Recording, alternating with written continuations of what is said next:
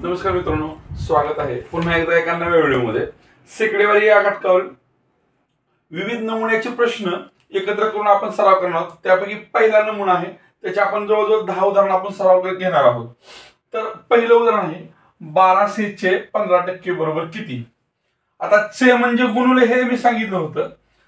मूलभूत घटक ज्यावेळेस आपण पहिल्या घटकाचं शेकडेवारीचे सांगितले होते तर सांगितलं किंवा चे म्हणजे गुणले किंवा चा म्हणजे गुणले, आणि जिथं पूर्ण शतक असतात तिथं ह्या पूर्ण शतकातले 2 शून्य घालवायचे आणि या दोन संख्याचा गुणाकार करायचा। 12 गुणिले 15, 12 पंचे 6, ह्याचे गेले 6, 12 एक 12 आणि 6 18, 180। 1200 चे 15% किती होतात? 180 होतात। हे कसं परत एकदा बघा, 1200 चे म्हणजे गुणुले 15% म्हणजे 15 भागिले 100, टक्के म्हणजेच एखाद्या संख्येची 100शी केलेली तुलना भागाकारामध्ये। या 2 शून्याला हे 2 शून्य गेले, बरोबर 12 गुणिले 15 चा गुणाकार आला 180। पर्याय क्रमांक 2 हे या प्रश्नाचं उत्तर असेल। 825 चे 4% बरोबर किती असा प्रश्न आहे। आपण सरावासाठी जास्तीत जास्त उदाहरणं बघतोय, सराव केल्यानंतर आपल्याला त्यात प्रावीण्य मिळणार आहे। 825 चे म्हणजे गुणुले 4% म्हणजे 4 ची तुलना 100शी भागाकार केली असते। मी 4/100 लिहिलं। ज्यावेळेस आपल्याला दोन अपूर्णांकामध्ये गुणाकार चिन्ह असतं त्यावेळेस आपण एकतर या अपूर्णांकाचा अंशछेद संक्षिप्त रूप घेतो किंवा तिरके भाग देतो। पण 4 1 4, 4 गुणिले 25 केलं तर 100, 2 25 केलं, 25 1 25, 25 त्रिक 75, 3 चा भाग गेला, उरले 7, 7 पुन्हा या 5 च्या पुढे घेतले 75 झाले, 25 त्रिक 75 म्हणजे 33। पर्याय क्रमांक 4 हे या प्रश्नाचं उत्तर असणार आहे। 30 चे 15% बरोबर किती। आता 30 गुणुले चे म्हणजे गुणुले 15/100, 30 च्या खाली 1 छेद घेतला, 10 त्रिक 30, 10 10 100, 5 त्रिक 15, 5 दुने 10, 3 चा 3 चा गुणाकार केला 9 आला, 9/2, 2 चौक 8, उरले 1, 1 वर शून्य घेतला दशांश चिन्ह दिलं, 1 वर शून्य घेतल्यावर 10 झालं, भाग दिला 2 न 10 ला, 2 पंचे 10 अशा पद्धतीने उत्तर आलं। हेच आपण आणखी अशा पद्धतीने सोडू शकतो। 30 चे 15% म्हणजेच 100 पैकी 15 गुणोत्तर प्रमाणाच्या भाषेत 30 पैकी किती। 30 गुणिले 15 यांचा गुणाकार केला आणि भागिले 100 केलं, या शून्याला शून्य गेला, 15 त्रिक 45 गुणाकार आला 45/10। ह्या 1 च्या पुढे 1 शून्य म्हणजे 1 घरानंतर दशांश चिन्ह द्यायचा 4.5। अशाही पद्धतीने आपण सोडवू शकतो, आपल्याला जे सोपं वाटेल ते। किंवा दुसरी एक पद्धत आपल्याला करू शकतो, इथं 300 घेतलं, 3 च्या ऐवजी 300 घेतलं म्हणजे 1 शून्य आपण दिला किंवा 100 न गुणले, त्याला 10 न गुणले म्हणजे ह्याला आपण 10 न गुणलं, 1 शून्य घेतला म्हणजे, आणि ह्याला परत भागणार आपण 15/100 असल्यामुळे हे शून्य घालवले, 15 गुणिले 3 45 आलं। पण इथं आपण गरज नसताना 10 न गुणलं होतं, ते 10 न माघारी भागलं तर उत्तर 4.5 येते। 18 चे 18% बरोबर किती असं विचारले। अशा वेळेस काय करायचं, सरळ या 18चा वर्ग करायचा। 18चा वर्ग आहे 324 आणि त्याला भागायचं, इथलं 100 भागिले घेतलं, 1 च्या पुढे 2 शून्य आहेत म्हणजे 324 मध्ये 2 घरानंतर दशांश चिन्ह आला, दशांश चिन्ह दिलं 3.24। अशा पद्धतीने ह्या प्रश्नाचं उत्तर असणार आहे। ज्यावेळेस त्याच संख्येचे तेवढेच टक्के विचारले असते त्यावेळेस त्या संख्येचा वर्ग करायचा आणि त्या संख्येला 100 न भागायचं। 18 चे 18% विचारलेत, त्याच संख्येचे तेवढेच टक्के विचारलेत, त्या संख्येचा वर्ग करायचा, त्याला 100 न भागायचं। 100 न भागायचं म्हणजेच 2 घर सोडून दशांश चिन्ह द्यायचं, वर्ग संख्येच्या एका स्थानापासून 2 घर अलीकडे येऊन दशांश चिन्ह द्यायचं, उत्तर आपलं येतं। 150 चे 11% बरोबर किती असा प्रश्न आहे। आता हा तोंडी कसा सोडवायचा ते बघू आपण। 100 बरोबर च्या पुढे 11, 100 चे 11 आणि 50 चे किती। 100 साठी 11 असतील तर 50 साठी किती, गुणोत्तर प्रमाणाच्या भाषेत 5.5। 100 आणि 50 150, तर 11 आणि 5.5 16.5 झाले. म्हणजेच 100 साठी 11 असतील त्यावेळेस 150 साठी किती असतील 16.5 असतील. किंवा आपण शिकतोय त्याप्रमाणे 150 चे म्हणजे गुणिले 11/100. का 100 घेतलं? टक्के म्हणजे त्या संख्येची 100 बरोबर भागाकार केली तुलना. या शून्याला हा शून्य गेला, 15 चा 11चा गुणाकार केला, 165 आला.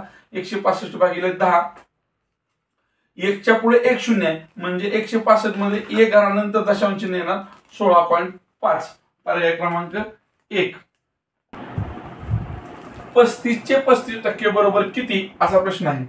आणि मग मी आता थोड्या वेळापूर्वी सांगितलं की बाबांनो, ज्यावेळेस त्याच संख्येचे त्याच संख्येवर टक्के विचारले असतात त्यावेळेस त्या संख्येचा वर्ग करायचा. आता 35 चा वर्ग 35 गुणिले 35 करत बसायचं नाही.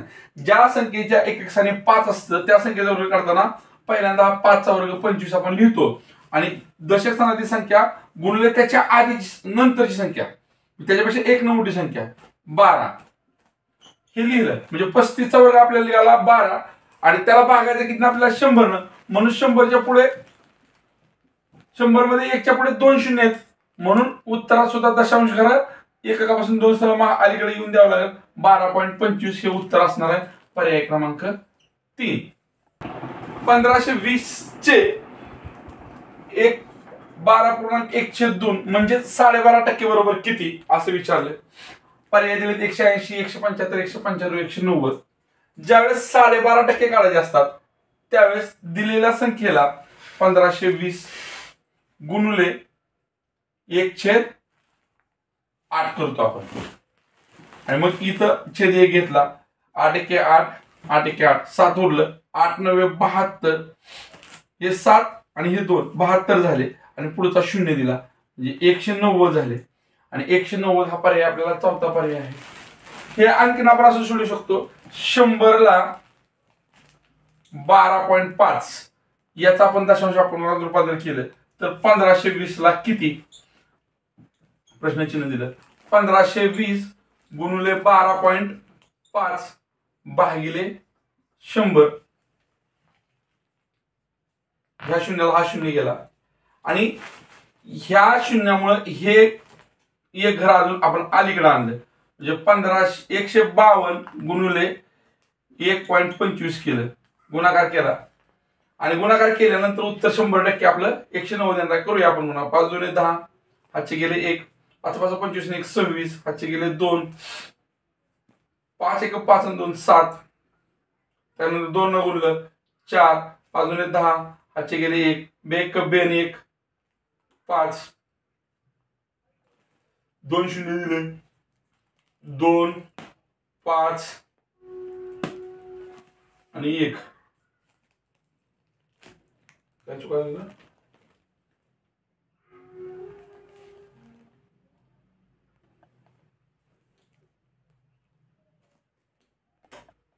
गुणाकार करताना थोडी गपलत झाल्या बघा. आता दशक घरानं गुणायचं आपल्याला. शून्य दिलं, 2 2 4, 5 2 10, हातचे गेले 1, 2 1 2 आणि 1 3, 2 शून्य दिले आणि पुन्हा 1 न गुणल्यामुळं हे संख्या तशाच येतील 152 आणि मग यांची बेरीज केली.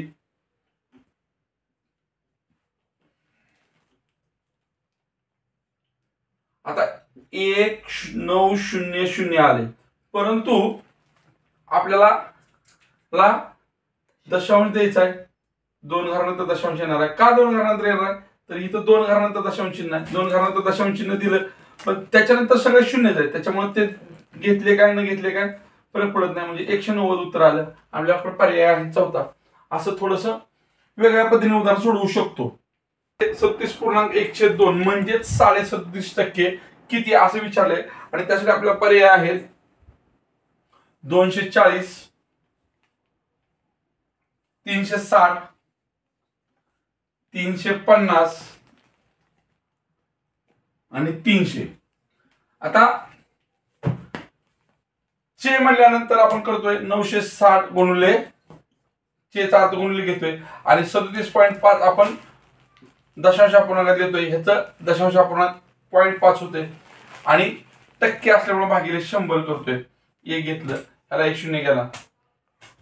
या एका शून्यामुळं हे दशांश चिन्ह अलीकडे घेतलं म्हणजे 3.75 गुणिले 96 झालं. हा गुणाकार करूया आपण. गुणाकार केला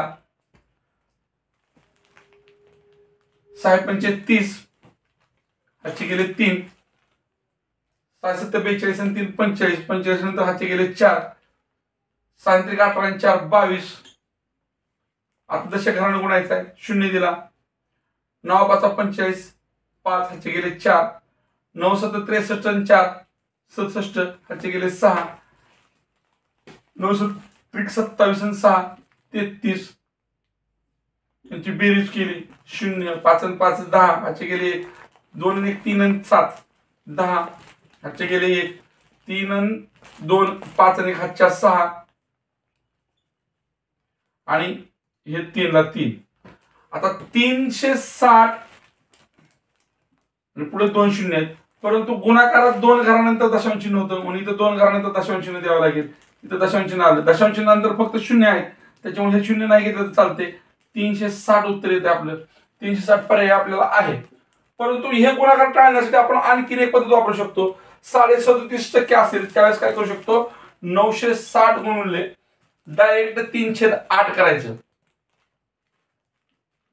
8 1 8, 8 1 8, उरलेलं 1, पुढे झालं 16, 8 2 16, 120 आलं आणि 120 गुणिले 3, 12 3 36, 360 उत्तर आलं. मग ज्यावेळेस 37% विचारला असेल त्यावेळेस 3/8 घ्यायचं, ज्यावेळेस 12.5% विचारला असेल त्यावेळेस 1/8 न गुणायचं त्या संख्येला. एवढं साधं आपण जर लक्षात ठेवलं तर आपला वेळ परीक्षेतला वाचणार आहे. 37% विचारलं की 3/8 आणि 12.5% विचारलं की 1/8 न विचारलेल्या संख्येला गुणायचं. उत्तर आपलं कमी वेळात येतं. 288 चे 62% बरोबर किती विचारले.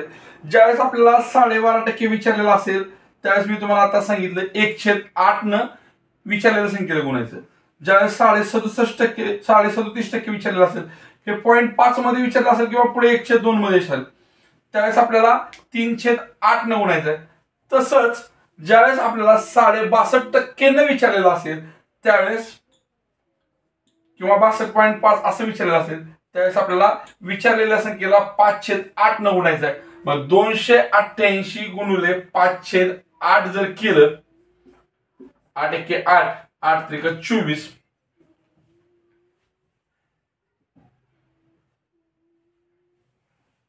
4 उरले, 8 संग 48. गुणाकार भागाकार केला, 8 3 24, 3चा भाग बसला, उरले 4, 4 याच्या पुढे घेतली 48, 8 संग 48, इथं 36 आलं आणि हे 5, 36 गुणिले 5 केलं, 6 पंचे 30, हातचे गेले 3, 5 ने ह्या 3 ला गुणलं, 5 3 15 आणि अधिक हातचे केले 180. 180 पर्याय आपल्याकडे आहे, पर्याय नंबर 4. अशा पद्धतीने उत्तर येते. पुढचा प्रश्न बघूया. आपण बघितलं मित्रांनो, ज्यावेळेस 12.5% म्हणजेच 12.1/2 किंवा 12.5% विचारलेला असेल त्यावेळेस आपण काय करायचं, विचारलेल्या संख्येला 1/8 न गुणायचं आहे. ज्यावेळेस 37.5% विचारलेला असेल त्यावेळेस 3/8 न गुणायचं आहे. ज्यावेळेस 62.5 किंवा 62.5% ने विचारलेला असेल त्यावेळेस आपल्याला 5/8 न गुणायचं आहे म्हणून सांगितलं. तसंच ज्यावेळेस आपल्याला 87.5% विचारलेला असेल, ह्या जर गोष्टी आपण लक्षात ठेवल्या थोड्याशा किंवा पाठांतर करून ठेवलं, कुठं तर नोट करून ठेवलं भिंतीवर वगैरे आणि चिटकावलं आणि ते सतत पाहिलं तर 87.5% ज्यावेळेस विचारला असेल त्यावेळेस विचारलेल्या संख्येला 7/8 न गुणायचं आहे. मग 1960 चे 87.5% विचारले म्हणजे गुणले किती करावं लागेल, 7/8 करावं लागेल. 8 1 8, 8 2 16, उरले 3, 3च्या पुढे 6 घेतलं, 36 झाले. 8 चौक 32, 4चा भाग गेला, उरले 4, 4च्या पुढे पुढचा शून्य घेतला, 40 झाले. 8 पंचे 40, 245 गुणिले 7, 7 5 35, हातचे गेले 3, गुणले हे 7 केले, 7 चौक 28 आणि 3 31, हातचे गेले 3, 7 2 14 आणि 3 17, 1715 आपल्याला उत्तर आते आणि पर्यायात आपल्याला 1715 दिले पर्याय क्रमांक 1 मध्ये. अशा पद्धतीने आपण दिलेल्या संख्येचे किती टक्के, दिलेल्या संख्येचे टक्के, दिलेले टक्के काढण्याची उदाहरणाचा सराव आपण केलेला आहे. उद्या आपण एखाद्या संख्येचे एवढे पैकी एवढे तर ते किती टक्के असं काढायला शिकणार आहोत. तर नक्की भेट द्या. धन्यवाद.